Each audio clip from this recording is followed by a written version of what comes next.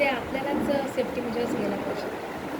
आणि असे विषय आपण कधी आपल्या बहिणींशी पण बोलत नाही, आपण कधी आईशी बोलत नाही. पण आज त्या एवढ्या प्रकरणामुळे आता वेळ आली अशी की बोलायला लागतं. आता जशी मी आईला म्हटलं नसरापूरचं पूर्ण केस सांगितलं मी पूर्ण म्हणजे असं पण नाही की नुसत्या मुलीचा असा बलात्कार केला, पूर्ण म्हणजे डोकं ठेचून बिसून म्हणजे अजिबात मानसिकच नाही लोकांनी.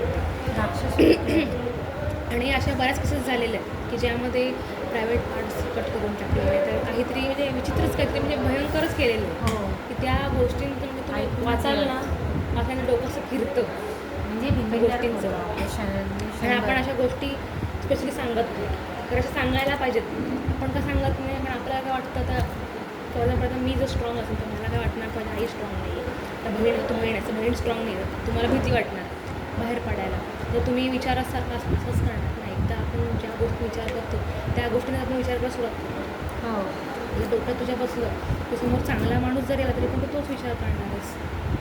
जे समाजामध्ये चाललेल्या गोष्टी आहेत त्या मी कधी असं बोलत होते, तर त्या दिवशी नसरापूरचं झालं तर मी बोला आता बघता आपण आता आईशी बोलावं असं मी आईला सगळं सांगित होते. मी आईला काय बोलले, आपली सेफ्टी जी आहे ना ती गरजेची आहे.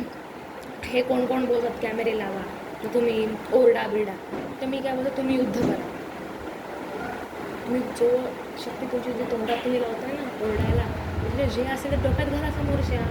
आणि तुम्हाला समजलं समोरचा माणूस तुमचा बलात्कारच करणार आहे, तो चोरीच करणार आहे, तुम्हाला जिथे तुम्हाला असं वाटतंय, आता कायद्यामध्ये मला बोलतात ना ग्रीवियस वाट, तुम्हाला जिथे वाटतं सेफ्टी करता आली पाहिजे. कधी जेव्हा तुम्हाला वाटते का तर ही कंडिशन कंट्रोलेबल नाही आहे, इथे पोलिसांना कॉल करायला तुम्हाला वेळ नाही आहे, जिथे तुम्हाला संरक्षण करायला कोणी नाही आहे, तर तुम्ही शस्त्र उचला.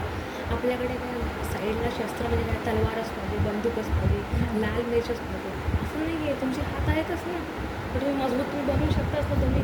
तर त्यानंतर किती गोष्टी आहेत किचनमध्ये आहेत, घरामध्ये डोक्यात घालायच्या.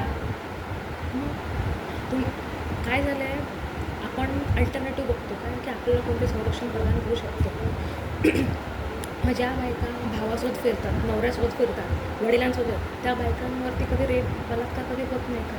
तर असं आहे का की त्यांच्याकडे कधी कुठे शोषण झालेलं नाही आहे, त्यांना कधी कुठे त्रास दिलेला नाही, असं नाही ना मग. आणि आज सगळ्या प्रकारचे केसेस बघून सिद्ध झालेले आहे काय की पूर्ण कपडे वेळ, त्यानंतर कॅरेक्टर, त्यानंतर तुमच्या साईडला कुठंतरी पुरुष पाहिजेच तर तुमचं काय होणार असं नाही आहे. आज डायपर घातलेल्या मुलीपासून ते 70 वर्षाच्या बाईपर्यंत सगळ्यांनाच बलात्कार केलेला आहे. हिंदी क्राईम पिक्चर बघतो मस्त आहे. म्हणजे ना मुलींना जॉबसाठी घेऊन जातात, जॉब पाहिजे जॉबसाठी तर शिक्षलेल्या मुली तरी घरातल्या मुली शिक्षण घेऊन देतात. म्हणजे आणि